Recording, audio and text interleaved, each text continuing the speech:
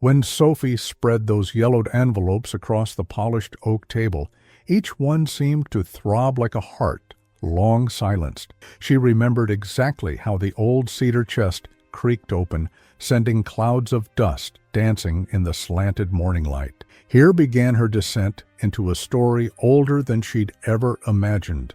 As she slit the brown wax seal of the first letter, a pang of wonder gripped her.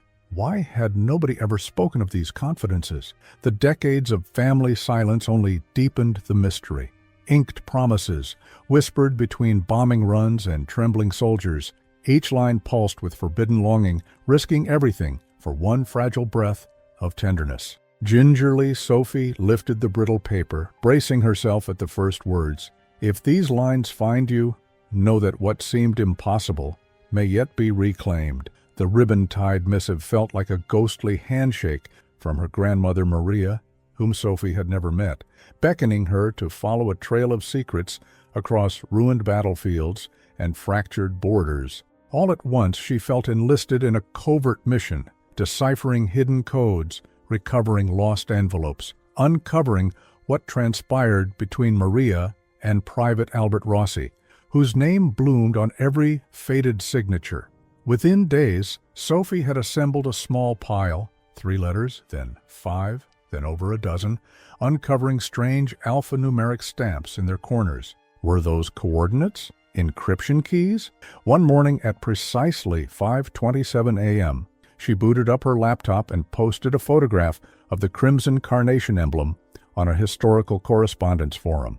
Within minutes, a user named Archivist 1943 replied, "That's the badge used by volunteer nurses sent to Salerno in summer 1943. Could tie directly to Albert's unit." Suddenly, Sophie's world shifted. Salerno, site of Allied landings and fierce counterattacks. Had Maria herself nursed the wounded there? Every letter hinted at wartime injuries, but never clarified whether she saw the chaos firsthand or wrote from afar, imagining her beloved's agony. Sophie felt compelled to verify in person. A week later, suitcase in hand, she flew to Lisbon. There she sought the solitary Brazilian medic, now 98, who'd served in Salerno's field hospitals. Manuel Ribeiro lived in a quiet home in Benfica, tending a small garden of geraniums. At dawn, Sophie found him watering blossom. When she showed him a printout of the red flower insignia, he closed his eyes, inhaled, and whispered, "That emblem. I remember the nurse who saved my life." He spoke of Maria, but his tale was fragmented. "She stayed behind during a bombing, and I never saw her again." Sophie's heartbeat sped. Here stood a living link to her grandmother's vanished world, someone who'd stared fear in the face. Manuel rattled off fellow volunteers' names, dates of emergency evacuations, and the field hospital's makeshift address. Each detail gave form to Sophie's cache of letters. Back at her hotel, Sophie pored over the letters once more. One, dated May 12, 1944, described the shrill wail of air raid sirens. "Maria, my love, if the world ends today, remember only the scent of jasmine you placed in my pocket before I left." Morning light found her tracing that passage again. Why jasmine? And how, decades later, those perfumed words still ignited her chest. Determined, she booked a train to Naples, then northward to Salerno. With every mile the past and present blurred, the arid hills, cratered courtyards, and crumbling farmhouses bore the scars her grandmother once witnessed. In Salerno's train station, she hired a local driver who knew the war-era ruins better than anyone. Through village tea rooms and back-alley keepsakes shops, Sophie sifted whispered recollections, until one afternoon she met Isabella, widow of an Italian infantryman, who pressed into Sophie's shaking hands a creased photograph. It showed a dark-haired nurse with a determined chin, clutching the arm of a uniformed soldier whose clear eyes looked off into infinity. Beneath it, in looping script, Field Hospital Salerno, September 1944, Antonelli and Rossi. That photograph was a turning point. Until then, Sophie's letters had felt like scattered shards. Now she saw Maria's stern features and Albert's haunted gaze. Together they transcended mere ink on paper, two souls braced against fear, tethered by hope. Sophie felt awe and anger in equal measure, anger that a war had torn them apart, and awe at their courage. She revisited every envelope, hunting for one last missing link, the August letter. All she had spanned July to September, but nothing for August. Where was it? As dusk fell, she encountered a faint pencil note in the margin of a September letter. Search where jasmine blooms in secret. An echo of Albert's promise. A hidden garden, perhaps a courtyard behind the field hospital tents. At dawn, she returned to the crumbling villa where she'd found the first envelopes. There, under an arch draped in wild jasmine, she knelt and brushed away centuries of dust. Beneath the vines lay a rusted tin box. Hands trembling, Sophie clicked it open. Inside, a single envelope bound with twine and a tarnished locket engraved M and A. She unfurled the final letter, its August 1944 date clear. Maria's neat script pledged reunion in Lisbon after the armistice. The locket, as Sophie guessed, must have been Albert's talisman, worn at his throat while he clung to the hope that she lived. At Salerno's station, Sophie clenched the letter to her heart, tears blurring the names Maria and Albert. All those years apart, he'd worn her token. She had braved bombs for him. Yet no reunion came. The world's clamor drowned their voices. The whistle of her train startled her back to the present. As she boarded, the valley stretched away, olive groves sunlit, and ruins dim in her wake. In her bag lay letters and locket, proof that love, though eclipsed by war, endured beyond shells and silence. And Sophie felt the weight of her next task, to piece together their full story, dismantle the decades of ignorance, and give voice to whispers carried on yellowed paper. Sophie stepped off the dawn train in Genoa, a chill creeping up her spine. The tarnished locket and late August letter had cracked open a puzzle whose pieces wouldn't fit neatly. Why had Maria planned to return to Lisbon, yet never made it? And how did Albert survive, wearing her locket against his chest, only to vanish into post-war oblivion? Genoa's damp cobblestones and peeling storefronts carried the weight of refugees and soldiers who once surged through them. Sophie's next stop was the Archivio Storico Comunale, where she hoped to track military correspondence and pinpoint Maria's fate after that fateful September when she was declared dead.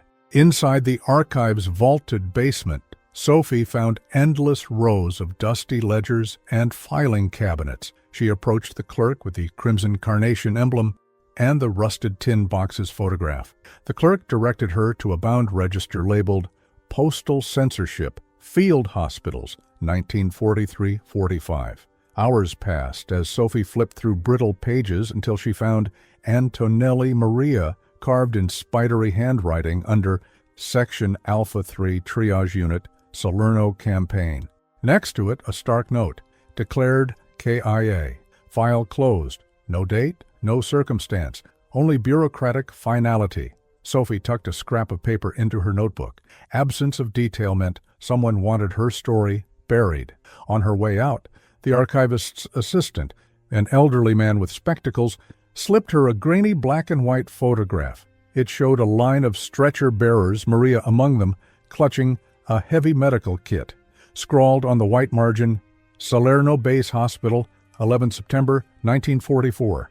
Sophie's pulse quickened. If Maria was alive that day, she might have recorded her own experiences, perhaps in a personal journal that never reached official archives. That evening, with Genoa fading into memory, Sophie boarded the overnight train to Marseille. She replayed the names she'd heard. Pierre Dubois, a French orderly now in his 90s, reportedly one of the few who'd known Maria intimately. She visualized the photograph of Maria and Albert, her calm, determined gaze and his haunted eyes, wondering if Pierre held keys to the missing August letter. Marseille's Saint-Étienne Home for Veterans rose above the old port. The courtyard's plane trees rustled as Sophie entered, locket in hand. In the sun-dappled garden, she found Pierre seated on a wrought iron bench, hands folded in his lap. His eyes brightened when she approached. "Pierre," softly. "Ah, you have the locket. I thought it was lost forever." He beckoned Sophie to a small office lined with filing cabinets. With some effort, he located a thin blue folder labeled Correspondence, Salerno Campaign.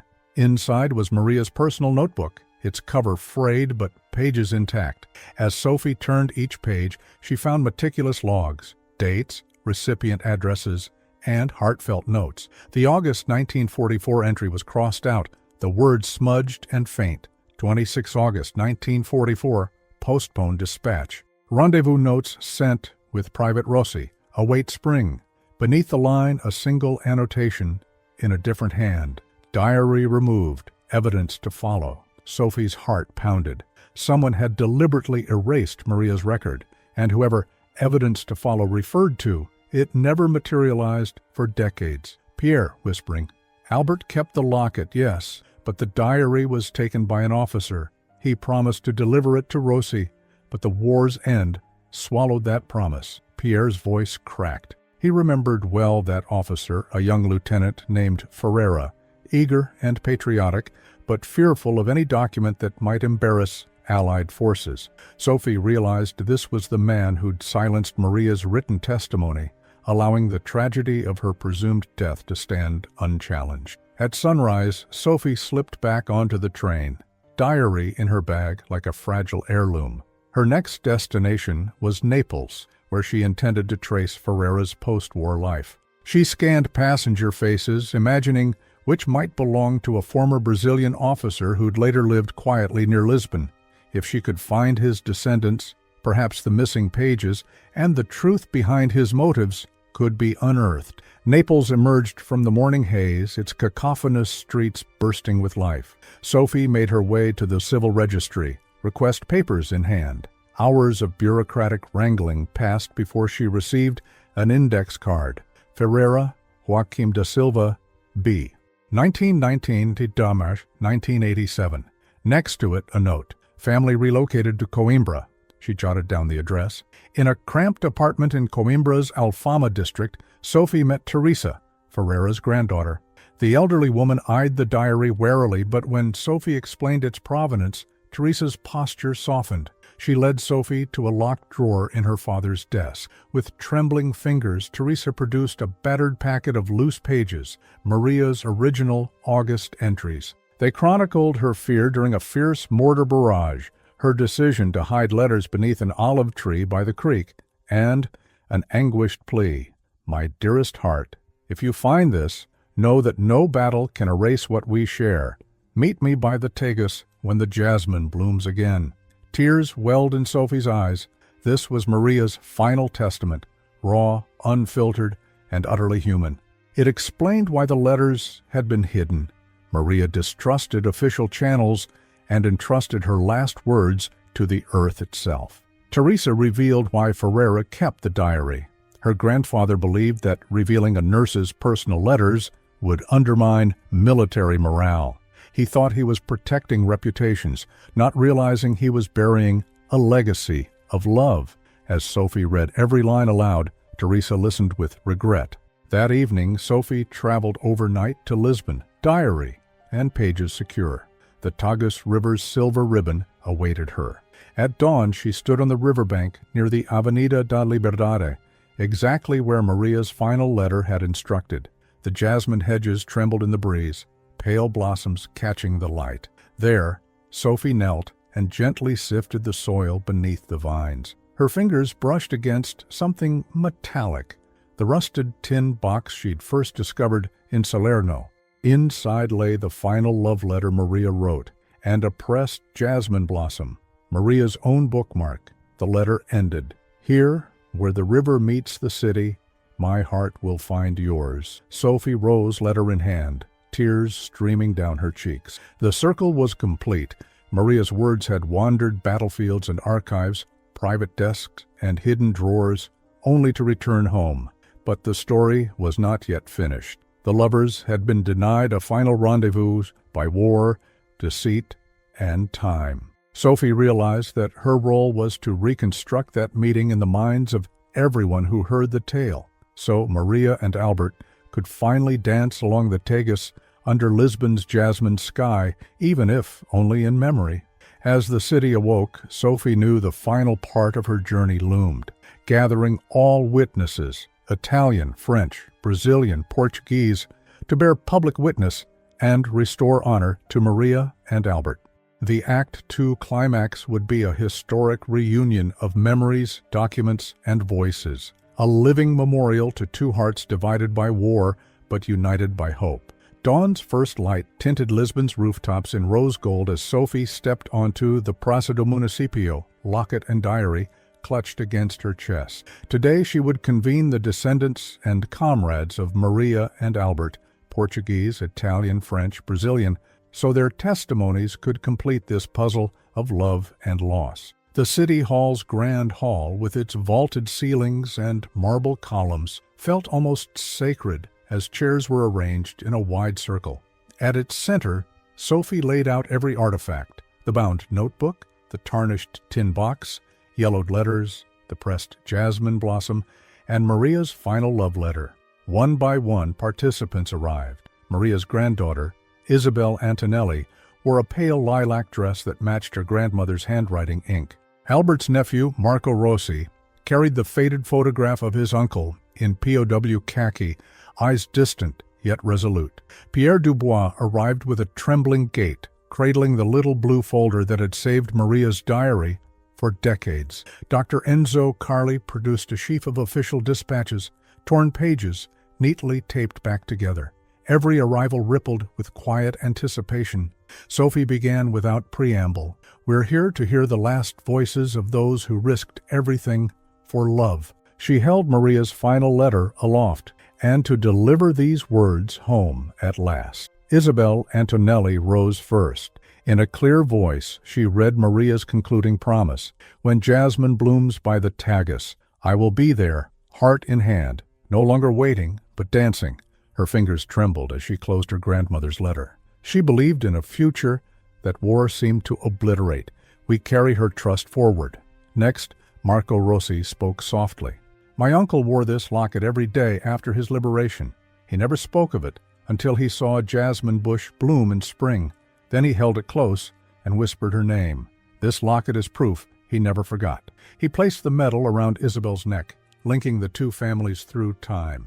Pierre Dubois sat forward. "I'd like to read an entry from Maria's diary, August 26, 1944. His voice wavered but stayed firm. "Bombs fell like thunder, yet I paused beside the creek to hide these letters. If fate spares me, they will reach my Albert. If not, let them speak for my soul." His reading filled the hall with the hush of shared grief. Several attendees dabbed their eyes. With that prayer entrusted to earth, Maria had entrusted her last breath to hope. Dr. Carli then unfolded the dispatches. Here is the missing record. Lieutenant Joaquim Ferreira's cover note, dated October 3, 1944, acknowledging receipt of Maria's diary and locket, intended for delivery to Captain Rossi, but never forwarded. He passed the document to Sophie, whose pulse raced as she saw Ferreira's signature. The official seal still bore the scorch of a wartime archive fire, evidence that this note had survived, despite every effort to erase it. A hush settled. Sophie turned to the group. Why hide these truths? What fear outlasted love? A collective breath, then Isabel answered, "My grandmother's letters spoke of care and compassion, but they also exposed the horrors our armies faced. To protect reputations, these truths were buried." Her voice cracked. "Love became collateral damage." Pierre nodded. "I was young and believed suppressing these words would shield us all. I see now I was wrong." Silence gave way to a steady resolve. Sophie invited everyone to approach the artifacts. As hands touched paper and metal, witnesses whispered fragments. My grandmother served beside her. My father saw the mortar hit the field hospital. I kept the photograph hidden all these years. Each confession wove new threads, knitting a richer tapestry of events. When the circle closed, Sophie guided them outdoors, into the garden courtyard where jasmine vines curled around iron trellises. The blooms trembled in the morning breeze, releasing their heady perfume. At the center, a simple marble bench bore a small brass plaque, in memory of Maria Antonelli and Albert Rossi, where love endures. Sophie asked everyone to place a personal memento on the bench. Isabel laid down Maria's locket. Marco placed the POW photograph. Pierre added the tin box. Dr. Carli contributed his dispatches. Each item formed an offering, a testament that silence had been broken. Under the jasmine, Sophie read Maria's very last line. "If you find these words, know that my soul has danced beside yours when the world went dark." A bird took flight overhead, its song rising into the still air. The assembled group watched as petals drifted onto the bench, mingling with photographs and letters. There was no grand speech, only the shared understanding that stories once lost now lived again in hearts and archives. Before dispersing, Sophie invited attendees to speak a final promise, to share this history in their communities, to teach their children and grandchildren of the nurse who risked her life for love, and the soldier who never gave up hope. One by one, voices rose. "I promise. I will. We won't let them fade." As the sun climbed higher, they formed a living ring around the bench, linking arms in silent solidarity. Sophie felt tears well as she stepped back. In that circle, decades of blood and sorrow were transformed into unity and remembrance. Walking away, Sophie carried only a single sheet of paper, the public declaration she would file with Lisbon's Historical Society. It bore their names, dates, and a vow to maintain the archive in perpetuity. In her hand, that folded page felt as powerful as any letter. Lisbon's streets bustled anew, but for Sophie, time had shifted. She glimpsed Maria's resolve in a passerby's determined step, Albert's longing in a tender smile exchanged between strangers. The city itself seemed consecrated by their love. Reaching the riverbank at sunset, Sophie opened Maria's final letter one last time. The jasmine-scented breeze from the Tagus rustled the paper. She read, "Here I stand. My soul is yours forever." And in that moment, Sophie understood. Wars end, memories awaken, and love, once forgotten, can return to bloom eternal. The historic courtyard had become a makeshift hall, its stone walls adorned with flags and photographs from 4 nations. In the center, a simple wooden table bore the relics: Maria's journal, Alberto's POW photograph, the M&A locket, Maria's final letter, and the pressed jasmine sprig. Chairs formed a circle around the display, inviting every descendant and witness to take their place. Sophie stepped forward and read aloud Maria's words one last time. "If you find these lines, remember, we will dance beneath Lisbon's jasmine, where our hearts always knew the way back." Silence fell as Isabel Antonelli, Maria's granddaughter, dabbed away a tear. Marco Rossi, Alberto's nephew, laid the photograph beside the locket. Then Sophie revealed Ferrera's sealed order dated October 1944, commanding that Maria's journal and the locket be handed to Captain Rossi and be kept from public view. She looked up and asked softly, "What fear was greater than the pain of 2 hearts left waiting?" Maurice Oliveira, great-grandson of the Brazilian medic Manuel Ribeiro, rose to speak. He explained that his great-grandfather had hidden the locket to protect a fragility of hope, preserving the last breath of Maria's faith. In that moment, the hall felt charged by the weight of one man's secret and the decades it sustained. Sophie invited everyone to approach the table. One by one, they touched the artifacts. Isabel pressed the journal to her heart, as if absorbing Maria's voice. Marco cradled the photograph next to the locket in a silent embrace. Pierre Dubois placed his faded blue dossier beside the journal, linking France to Portugal. Teresa da Silva handed over a copy of Ferrera's order so that those present understood who had enforced the long silence. At Sophie's cue, a glass-fronted urn was wheeled forward. Each object was placed inside with reverence. When the lid was sealed, Sophie declared, "Here lies the legacy of Maria and Alberto. Let the world know how love outlasted war's silence." The soft click of the seal marked not an ending, but a promise. These treasures would remain safe, their story finally honored. With the urn sealed and the jasmine's fragrance lingering in the courtyard air, a reverent hush settled over those present. Each person departed for home clutching bound reproductions of the letters and journal, yet carrying something far greater in their hearts. The knowledge that after so many years, Maria Antonelli's and Alberto Rossi's voices had been given new life. In the weeks that followed, Sophie collaborated closely with historians, teachers, and descendants to create a traveling exhibition.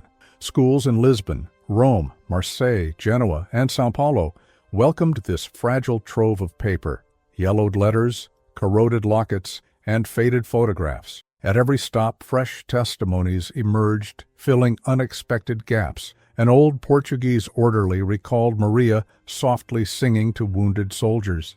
A former French volunteer described secret note exchanges with Alberto before retreat.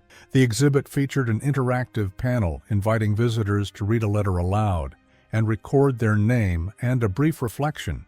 Grandparents held grandchildren's hands, professors guided students, veterans shared stories with curious young adults, all participating in that ritual of reconnection. The initiative captured media attention, and social networks buzzed with poignant excerpts. "If today the world ends, remember only the scent of jasmine," trended as a hashtag for stories of love, hope, and memory. Back in her Chiato flat, Sophie organized every copy of the letters, compiling notes from each venue's contributions. She knew the next challenge was producing a definitive publication, a bilingual volume showcasing facsimiles of the original correspondence, historical annotations, and reader commentaries. Yet, before diving into that phase, she granted herself a morning of reflection. On a clear May dawn, she returned to the courtyard where the story had crystallized. The jasmine bushes, now lush and blooming, exuded a perfume so gentle it seemed to carry echoes of the past. Sophie seated herself on the marble bench beside the commemorative plaque and opened Maria's letters one last time. She paused at the line where the nurse entrusted her final hope to the hidden garden. "Search where jasmine blooms in secret." She realized those words were more than a poetic clue. They formed a compass guiding generations. Her gaze swept across the courtyard. Tourists photographed the scene. A guide pointed out the sealed urn. 2 students scribbled notes. Everything pulsed with a bond between past and present. Drawing a deep breath, Sophie whispered, as though addressing Maria herself, "Mission accomplished." But then she recalled a remark from a young visitor. "What if we find more letters somewhere tomorrow?" That question rang sweetly. After all, no archive, however thorough, could guarantee it held every fragment. That afternoon, Sophie rummaged through her office drawers and discovered a small crumpled slip of paper without date, penned in Alberto's unmistakable handwriting.